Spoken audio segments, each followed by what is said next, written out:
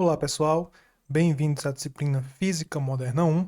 Nesta aula nós vamos falar sobre o experimento de Michelson-Morley. Para iniciar essa aula, nós vamos falar da contribuição de um importante cientista, um importante físico chamado James Clerk Maxwell. E a grande contribuição de Maxwell para a física foram as 4 equações de Maxwell. Então, o que são essas 4 equações? Basicamente, essas 4 equações, elas são o resumo de toda a eletricidade e de todo o magnetismo, todos os estudos, de eletricidade, estudos de eletromagnetismo. Então, o Maxwell pegou tudo que se sabia sobre eletricidade e tudo que se sabia sobre magnetismo, até então, até a época dele, e uniu nessas 4 equações. E ele mostrou com isso que, na verdade, eletricidade e magnetismo eram fenômenos que estavam interligados. E foi a partir daí que surgiu o eletromagnetismo. Além disso, outra coisa importante que o Maxwell fez foi descobrir que a partir dessas 4 equações nós podemos obter um resultado ondulatório. Ou seja, é possível resolver essas 4 equações e obter como resultado a equação de uma onda. Então, na verdade, a gente obtém aqui, como a gente pode ver, essas duas equações de ondas, uma que estamos levando em consideração aqui a variação do campo elétrico e outra que leva em consideração a variação do campo magnético, mas as duas são duas equações de onda. Ou seja, a partir das 4 equações de Maxwell é possível chegar numa onda que é a chamada onda eletromagnética. E a partir dessa equação aqui nós também podemos descobrir qual a velocidade dessa onda, porque essas equações elas são equações características de ondas. E em equações características de ondas sempre aparece a velocidade. Portanto, para essas equações aqui, a velocidade obtida é 1 sobre raiz de μ0 vezes ε0. Então aqui a gente tem uma constante relacionada ao magnetismo e outra constante realizada à eletricidade. Isso aqui é aproximadamente 3 vezes 10 à oitava metros por segundo. Então essa é a velocidade das ondas eletromagnéticas no vácuo, obtidas a partir das 4 equações de Maxwell. E essa velocidade nada mais é também a velocidade da luz. Ou seja, a conclusão de Maxwell é que a luz ela se trata nada mais nada menos do que uma onda eletromagnética que viaja, que viaja no vácuo com uma velocidade igual a 3 vezes 10 à oitava metros por segundo. Mas aí os físicos da época fizeram a seguinte pergunta: em relação a qual referencial a velocidade da luz é essa? E por que essa pergunta, né? Por que em relação a qual referencial? Vamos imaginar, por exemplo, que a gente está em um carro e lá no velocímetro do nosso carro está marcando 80 km por hora. Se outro carro ultrapassa o nosso carro, e digamos que no velocímetro desse outro carro esteja marcando 100 km por hora, então, em relação a nós, em relação ao nosso carro, a velocidade do outro carro é de apenas 20 km por hora. Porque para nós que estamos dentro do carro, tudo que está dentro do carro está em repouso. Aqui eu estou supondo que os dois carros eles são referenciais inerciais, tá? Então, para nós, no nosso referencial, nós estamos em repouso e o carro que nos ultrapassou ele tem uma velocidade de 20 km por hora em relação ao nosso referencial. Mas, por exemplo, em relação a um outro referencial, em relação a uma pessoa que esteja em repouso na estrada, por exemplo, a velocidade do outro automóvel será 100 km por hora. Ou seja, a velocidade ela depende de um referencial. Então a pergunta que os físicos fizeram foi: se, como consequência das equações de Maxwell, nós temos esse resultado aqui para a velocidade da luz, essa velocidade ela pode ser medida em relação a qual referencial? E aí, como resposta para essa pergunta, chegou-se à conclusão de que deveria existir um meio material, ou seja, deveria existir algo no espaço que estivesse oscilando. Então vamos pegar, por exemplo, o som. O som, ele é uma onda que ele precisa de um meio para se propagar. Então, no caso do som, a gente tem o ar que oscila e é a partir dessa oscilação no ar que a gente tem a propagação da onda sonora. Uma onda no mar também, por exemplo, ela é uma onda que precisa das partículas de água para se propagar. Então, ela precisa de um meio material que exista no qual ela possa se propagar. Então a ideia da época foi que a luz ela também necessitaria desse meio material. Esse meio material ele recebeu o nome de éter. Então o éter ele era um meio material que preenchia todo o espaço e a partir disso ele serviria como um sistema de referência. E esse sistema de referência seria um sistema de referência absoluto que estaria acoplado ao próprio espaço. Claro que hoje a gente sabe que o éter ele não existe. O que a gente tem na verdade é que a luz ela é uma onda eletromagnética, ou seja, ela é uma onda que surge através da variação de campos, de um campo elétrico e de um campo magnético. Então essa variação aqui, uma variação no campo elétrico acaba gerando a oscilação no campo magnético e vice-versa. E aí você tem a propagação dessa onda e o mesmo acontece com todas as ondas eletromagnéticas, como a luz. Então as ondas eletromagnéticas, diferentemente das ondas mecânicas, como o som ou a onda de uma água, por exemplo, elas não precisam de um meio para se propagar. Mas claro que não se sabia disso na época. Então na época, os físicos acharam que deveria existir esse meio material chamado éter. E aí, o desafio era provar a existência do éter. E provar assim que aquela velocidade da luz era uma velocidade que era medida apenas em relação ao éter. Mas como provar a existência desse meio material tão misterioso? Dois físicos, dois cientistas que se propuseram a realizar essa detecção do éter em 1887 foram o Michelson, que aparece aqui nessa imagem, e o Morley. Então, Michelson e Morley realizaram um famoso experimento chamado interferômetro de Michelson-Morley, e a partir desse experimento eles tentaram descobrir se esse referencial absoluto do éter ele realmente existia e se essa velocidade da luz era uma velocidade da luz em relação a esse referencial absoluto. Então aqui a gente tem uma fotografia do experimento de Michelson-Morley.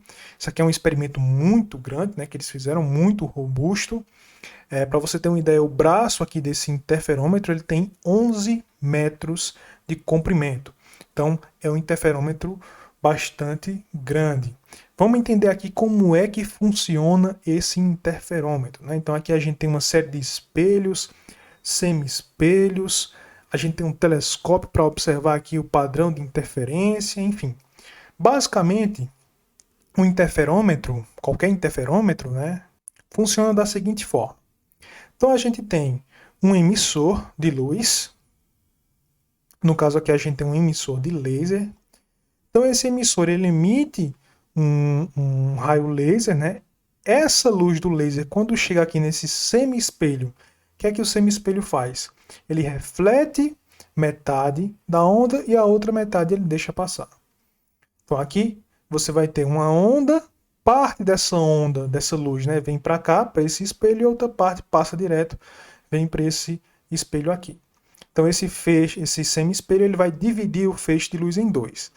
E aí esses feixes batem nesse espelho aqui, esse bate nesse espelho, esse outro bate nesse outro espelho, voltam para o semi-espelho e do semi-espelho batem aqui em um receptor que pode ser, por exemplo, um anteparo. Então isso vai gerar aqui nesse anteparo um padrão de interferência. No caso do experimento de Michelson-Morley, a ideia deles era a seguinte: como você tem a Terra que está se movendo em relação ao referencial do éter, Então você vai ter a luz percorrendo dois caminhos diferentes nos dois braços do interferômetro. Então, mesmo aqui que esses dois braços eles têm o mesmo tamanho, segundo a ideia do Michelson-Morley, o caminho percorrido seria diferente. Então, por exemplo, nesse braço aqui, digamos que aqui a gente tem um interferômetro que está se movimentando junto com a Terra em relação ao suposto éter. Então, para esse braço de cima, a luz percorre esse caminho. Enquanto para esse braço aqui, o braço horizontal, a luz percorreria esse caminho. Então, note que nós temos dois caminhos diferentes aí que a luz percorre. Consequentemente, essa diferença nos caminhos, ela gera um padrão de interferência, como a gente pode ver aqui. Então, isso aqui é o anteparo, ou receptor lá, que vai receber as ondas de luz, né? No caso, esse é onde fica o telescópio do experimento, por exemplo. Então, aqui que a gente vai observar o que acontece com a luz. Então, como a gente tem um feixe de luz vindo de cima, e esse outro aqui, um vindo da vertical e outro vindo da horizontal, né? Esses feixes eles vão interferir aqui um com o outro e essa interferência gera um padrão desse tipo aqui. Então você vai ter franjas claras, onde existe uma interferência construtiva, franjas escuras, onde a interferência é destrutiva, e aí franjas claras novamente, franjas escuras, e assim sucessivamente. Então isso acontece porque isso aqui é um padrão de interferência, a gente tem duas ondas, uma interferindo com a outra. Então aqui vamos analisar mais especificamente o que acontece em cada caminho que esse laser percorre. Então aqui a gente tem um emissor que vai emitir uma luz, aqui é o caminho 1, emite luz, essa luz chega aqui nesse semi-espelho, parte da luz atravessa, essa parte da luz que atravessa por enquanto não me interessa, eu vou só analisar o que acontece com a luz que é refletida pelo semi-espelho. Então essa luz é refletida, bate nesse espelho, então é refletida de volta para o semi-espelho e atravessa o semi-espelho indo direto aqui ao receptor. Agora digamos que a gente vai analisar, isso aqui é o caminho 1, tá? Agora vamos analisar o caminho 2. O caminho 2 é o seguinte, a luz vem, sai do emissor, chega no semi-espelho e a gente vai analisar o que acontece com a luz que atravessa o semi-espelho. Então essa luz atravessa o semi-espelho, é refletida aqui por esse espelho, volta e vai ser refletida pelo semi-espelho em direção ao receptor. Então nós vamos ter esses dois caminhos possíveis. E aí, como a luz percorre esses dois caminhos, a gente vai ter um padrão de interferência semelhante a esse aqui. E se nós giramos o sistema aqui de um ângulo de 90 graus, a ideia do Michelson e de Morley era que isso ia fazer com que a gente tivesse aqui uma variação no padrão de interferência. Então essa interferência aqui, esse padrão, essas franjas, elas se moveriam um pouquinho devido a essa mudança no interferômetro. E a ideia do Michelson e do Morley era que se eles conseguissem determinar qual era essa mudança, calcular essa mudança e medi-la na prática, aí eles conseguiriam provar a existência do ET, desse meio invisível, desse meio material invisível, pelo qual a luz se propagaria. Então vamos ver agora como é que esse cálculo pode ser feito e depois a gente vai ver qual foi o resultado obtido pelo experimento. Então primeiro a gente vai ver o resultado da teoria e depois a gente vai comparar esse resultado da teoria com o resultado que eles obtiveram fazendo o experimento. Então vamos lá. Primeira coisa que a gente tem que considerar aqui é que a Terra ela tem uma velocidade orbital em relação ao Sol. Essa velocidade orbital ela é de aproximadamente 3 vezes 10 a quarta metros por segundo e nós podemos considerar essa velocidade orbital da Terra como sendo aproximadamente a velocidade da Terra em relação ao referencial absoluto do éter. Tá? Então essa velocidade orbital, a velocidade da Terra em relação ao Sol, podemos considerar que também é a velocidade da Terra em relação ao éter. Então vamos considerar um feixe de luz. esse feixe de luz ele viaja no mesmo sentido e na mesma direção da Terra, inicialmente, que é o equivalente, né, àquela situação onde você tem um carro ultrapassando o outro. Então, são dois carros que estão no mesmo sentido com velocidades diferentes. Então, a velocidade do carro que está ultrapassando em relação a outro carro seria uma velocidade diferente daquela que uma pessoa que está na estrada mediria, né? Lembre-se desse exemplo que a gente utilizou. Então, portanto, se a gente tivesse aqui um feixe de luz no mesmo sentido da direção da Terra, a sua velocidade seria v' em relação ao éter, ou seja, seria a subtração da velocidade c da luz, que seria a velocidade em relação ao éter, menos a velocidade orbital da Terra. Então, note aqui o que a gente está dizendo. Como a gente está na Terra e a Terra está em movimento, então a velocidade da luz que a gente mede tem que ser uma velocidade diferente. E essa velocidade é dada por essa relação aqui. Diferente de c, né?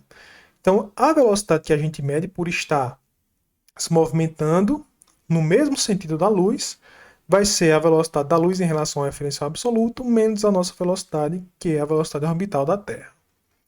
Agora, se o feixe de luz ele viaja na mesma direção, mas só que no sentido oposto à Terra, então essa situação seria equivalente a gente estar num carro e aí a gente olha para frente e vê outro carro vindo na mesma direção, só que vindo no sentido oposto ao nosso. Então, nesse caso aí, nós vamos, digamos que eu estou a 100 km por hora, o outro carro também está a 100 km por hora, mas como nós estamos nos aproximando, então a velocidade que eu meço para o outro carro é uma velocidade muito maior que 100 km por hora. Então, nesse caso aí, eu somo as velocidades. Então, a velocidade v' vai ser igual à velocidade da luz somada à velocidade orbital da Terra. Então, é como se eu estivesse viajando em uma certa direção, um certo sentido, e aí, no sentido contrário a mim, eu viesse um feixe de luz na minha direção, portanto, aí eu ia medir uma velocidade maior dessa luz, tá? Então, aqui a gente tem a velocidade. Se os sentidos da luz e da Terra, do movimento da Terra, forem o mesmo, e aqui, se esse sentido for contrário. Substituindo os valores que a gente já conhece, né, para c e para a velocidade orbital, a gente vai ter que v' é c menos a velocidade orbital. Então, isso aqui vai dar aproximadamente esse valor aqui. Coloquei 3 vezes 10 a quarta em evidência. Então, vai ficar 3 vezes 10 a quarta multiplicado por 3 vezes 10 a quarta menos 1. E a velocidade v' vai ser uma velocidade igual a c somada à velocidade orbital, que eu posso escrever ainda dessa forma. Portanto, a diferença entre essas duas velocidades v' e v' é uma diferença muito pequena. Na verdade, é uma diferença de 2 partes em 10 a quarta.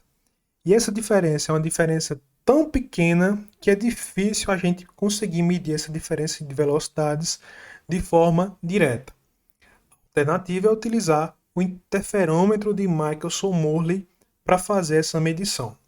Então, como é que a gente faz isso? Como é que, utilizando o interferômetro de Michelson-Morley, nós conseguimos fazer essa medição dessa velocidade, dessa diferença de velocidades, né, que é muito pequena?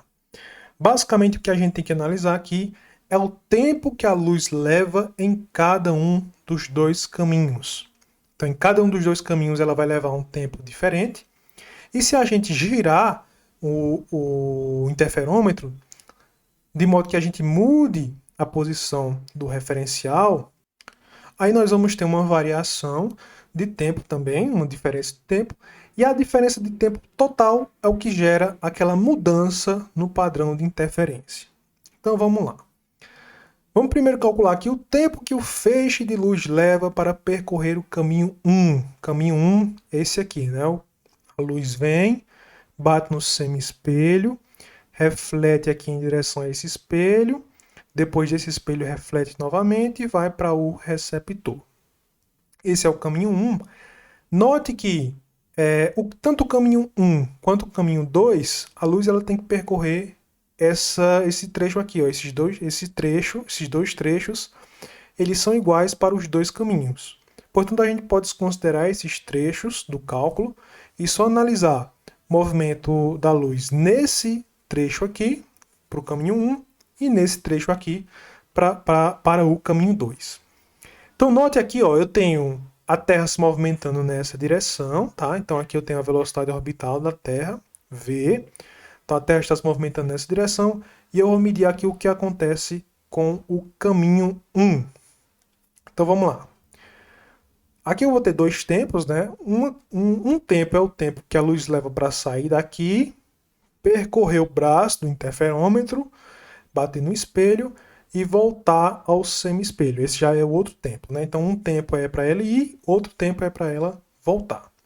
Então, nós temos aqui que o tempo T1, o tempo no caminho 1, ele vai ser L sobre C mais V, ou seja, aqui eu tenho uma distância dividida por uma velocidade, e a velocidade é a soma, uma vez que quando o feixe vai daqui do semi-espelho para o espelho, ele está se movimentando no sentido contrário à velocidade orbital. Então a gente soma as velocidades, né? Aqui está a soma das velocidades. Então, esse é o tempo, esse primeiro termo aqui é o tempo que leva para a luz sair daqui e chegar nesse espelho. Depois ela volta, e aí ela leva esse tempo aqui, L dividido por C menos V, e é C menos V porque agora a gente tem o feixe de luz e a velocidade orbital no mesmo sentido, então nós subtraímos as velocidades, então esse aqui é o tempo que a luz leva no caminho 1, né? Apenas nesse trecho aqui do caminho 1. Nós podemos organizar essa equação, vamos obter esse resultado aqui, e esse resultado V sobre C é um resultado que aparece muitas vezes na relatividade, por isso que a gente utiliza o parâmetro beta para representar essa razão entre as velocidades V e C. Então eu posso escrever que beta é a velocidade V dividido pela velocidade da luz, C. Portanto, posso escrever também que T1 é igual a 2L dividido por C multiplicado por 1 menos beta ao quadrado. Isso aqui eu posso reescrever de uma outra forma. Posso reescrever assim, colocando esse termo 1 menos beta ao quadrado no denominador. E ao fazer isso, eu mudo aqui o expoente se torna negativo. E aqui eu vou escrever a seguinte aproximação. A gente pode utilizar essa aproximação 1 mais x elevado a n, isso é aproximadamente 1 mais n vezes x, se x for muito menor que 1. Ou seja, a gente pode utilizar essa aproximação, para esse caso, se beta ao quadrado for muito menor que 1. E como beta é v sobre c e c é muito maior que v, então de fato a gente pode utilizar essa aproximação, porque esse beta ao quadrado aqui vai dar um valor muito menor que 1. Então, utilizando essa aproximação, nós chegamos nesse resultado. Esse termo aqui ele pode ser escrito da seguinte forma. Ele é aproximadamente 1 mais beta ao quadrado. Portanto, o tempo aqui no caminho 1 será esse aqui. T1 igual a 2L sobre C, multiplicado por 1 mais beta ao quadrado. Agora vamos ao caminho 2. Só me interessa agora esse trecho aqui, não é? Vamos ver quanto tempo leva para a luz percorrer esse trecho. Aqui eu tenho uma peculiaridade, porque nesse caso aqui, esse trecho ele está perpendicular à velocidade orbital. Então o que é que vai acontecer? Aqui eu tenho um movimento, né, do interferômetro. Consequentemente, o que acontece aqui com esse feixe de luz aqui em cima é o seguinte: o feixe saiu aqui do semi-espelho, só que quando ele saiu, o experimento, né, o interferômetro estava se movimentando junto com a Terra. Então, quando ele bate lá em cima, ele já bate no espelho que estava em outra posição. E aí, quando ele volta, o semi-espelho já está em outra posição também. Portanto, aqui em cima, o caminho percorrido é esse aqui. Então, esse aqui é o trecho que a gente tem que analisar, né? Quanto tempo leva para a luz percorrer esse termo. Então, pela ideia do Michelson-Morley, aqui a gente teria uma velocidade c, que é a velocidade da luz. Aqui também, velocidade c. E aqui a gente pode fazer uma soma vetorial, né, de velocidades e a gente vai obter que essa velocidade aqui, esse componente da velocidade, basicamente aqui utilizando o teorema de Pitágoras, né, é fácil concluir que a velocidade em relação aqui a esse referencial, essa velocidade vai ser raiz quadrada de c quadrado menos v quadrado, né? Então, aqui eu tenho essa velocidade diagonal da luz, que é c. Aqui eu tenho o movimento, a velocidade do interferômetro, que é v, que é a velocidade orbital.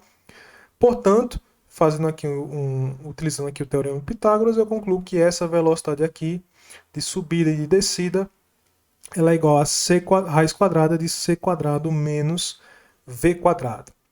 Então vamos analisar agora quanto tempo leva para a luz percorrer essa distância. Então essa distância aqui é L também, tá? Uma vez que os braços do interferômetro eles têm o mesmo tamanho. Então a distância é L, só que como eu estou calculando o tempo, então o tempo é distância sobre velocidade, L sobre raiz quadrada de c quadrado menos v quadrado, mais, então isso aqui foi para subir, para descer também vai ser L sobre raiz quadrada de c quadrado menos v quadrado. Então eu posso organizar isso aqui e escrever que T2, o tempo aqui no caminho 2, no trecho 2, vai ser 2L sobre C, multiplicado por 1 menos beta quadrado, elevado a menos meio. E aqui eu posso novamente utilizar aquela aproximação que eu utilizei para o caso do tempo no primeiro trecho. E aí eu vou encontrar que T2 é aproximadamente 2L sobre C, multiplicado por 1 mais beta quadrado sobre 2. Então aqui a gente vai ter uma diferença de tempos ΔT. Essa diferença de tempo vai ser T1 menos T2. E aí eu posso calcular. E eu vou concluir que essa diferença de tempos ela é igual a L vezes beta quadrado dividido por C. Aproximadamente igual, né? Uma vez que eu já utilizei aqui aquelas aproximações. Então, a diferença de tempos aqui é L beta quadrado sobre C. E se eu girar o interferômetro 90 graus e fizer os mesmos cálculos que eu fiz aqui, é fácil de você concluir que agora a variação do tempo ela vai ser igual em módulo, mas vai ter o sinal negativo. Tá? Então, o que era T1 vira T2, o que era T2 vira T1. Basicamente isso, a mesma conta, só que agora vai dar um sinal negativo. Portanto, girando o interferômetro, nós vamos encontrar esse intervalo de tempo. Então, qual é o intervalo de tempo total que a gente obtém? A diferença total do tempo vai ser ΔT menos ΔT'. Aqui está o valor de ΔT, aqui está o valor de ΔT'. Resolvendo isso aqui é fácil concluir que a diferença de tempos total é 2L vezes beta quadrado dividido por C. E é justamente essa diferença de tempos que gera a variação no padrão de interferência. Então, como a gente faz o experimento de um modo, a gente obtém um padrão de interferência. Quando a gente gira 90 graus, o experimento, nós vamos ter outro padrão de interferência. Então, as franjas aqui de interferência elas vão sofrer um deslocamento. Para que eu possa descobrir qual o valor desse deslocamento, eu vou utilizar essa diferença de tempos total aqui, ΔT total. Então, para isso, a gente vai utilizar essa equação aqui, né? Então, a gente sabe que a velocidade está relacionada à frequência e ao comprimento de onda, por essa equação. Então, C é igual a F vezes lambda. F é a frequência, lambda é o comprimento de onda. E a frequência, nesse caso aqui, ela vai ser a variação dos ciclos, né? Ou seja, a variação das franjas, quantas franjas mudaram no intervalo de tempo ΔT total. Portanto, nós vamos obter que C vai ser igual a ΔN sobre ΔT total, isso aqui é a frequência, vezes lambda, isolando aqui a variação ΔN, né, que é a quantidade total de franjas que foram modificadas aqui. Nós vamos encontrar que essa variação nas franjas vai ser igual a C multiplicado por ΔT total, dividido por lambda. E como a gente já calculou o valor de ΔT total, substituindo aqui, nós obtemos que a variação no número de franjas é 2L vezes beta quadrado sobre lambda. E aí, no experimento de Michelson-Morley, eles utilizaram uma lâmpada de sódio, e essa lâmpada de sódio ela tinha um comprimento de onda de 590 nanômetros. O interferômetro deles, como eu já falei, ele tinha um L, né, o tamanho do braço dele era igual a 11 metros. E se a gente considerar que a velocidade orbital da Terra é algo em torno de 3 vezes 10 a 4 metros por segundo, e a velocidade da luz é 3 vezes 10 a 8 metros por segundo, isso em relação ao éter, né? Nós obteríamos o seguinte resultado, que a variação no número de franjas é de 0,4. O que é que isso significa? Significa que a franja variou sua posição de 40%. Então, digamos aqui que a gente tinha a franja na posição inicial, eu giro o interferômetro, faço outra medida, e aí essa franja ela vai sofrer um deslocamento que é aproximadamente aqui, segundo as previsões do Michelson-Morley, de 40%. Então, essa era a previsão. Só que, quando a medida foi realizada, o resultado obtido foi o seguinte, que a variação de franjas foi de 0,01, ou seja, 1%. Era para ser de 40%. O que o Michelson-Morley encontraram foi algo em torno de 1%, que era o erro do experimento. Então, o resultado dele estava dentro da margem de erro, da margem de incerteza do experimento. Portanto, a conclusão deles é que a franja ela não variava praticamente nada. E qual a explicação, então, para que a franja ela não varie praticamente nada? A explicação que o Michelson deu foi a seguinte: não há deslocamentos das franjas de interferência. Isso foi a conclusão do resultado experimental. Assim, demonstramos que a hipótese de um éter estacionário é incorreta. A única explicação para esse resultado experimental é que você não tem um referencial absoluto, não existe esse referencial absoluto do éter. Essa é a única explicação que pode explicar esse experimento de Michelson-Morley e foi a conclusão que o Michelson chegou. Então, se não existe o éter, não existia um referencial privilegiado e absoluto para o qual a velocidade da luz fosse c. E aí então a gente pode fazer a seguinte pergunta. Então, para qual referencial a luz deveria ter velocidade c, ou seja, ter aquela velocidade que foi obtida a partir das equações de Maxwell? Qual o referencial que a gente tem que utilizar então? Em relação a qual referencial a velocidade vai ser c? Essa resposta foi dada pelo Einstein, que disse o seguinte: para todos os referenciais, a velocidade da luz sempre será a mesma, c. Ou seja, independente se você está se movimentando ou se você está em repouso, você sempre vai medir a velocidade da luz com o mesmo valor c, que é aproximadamente 3 vezes 10 a 8 metros por segundo se você estiver analisando no vácuo. Então essa foi a resposta de Einstein, que explicava o resultado do experimento de Michelson-Morley sem precisar utilizar esse referencial absoluto do éter. A consequência dessa ideia do Einstein nós vamos ver nas próximas aulas. Por enquanto é só, pessoal. Até a próxima.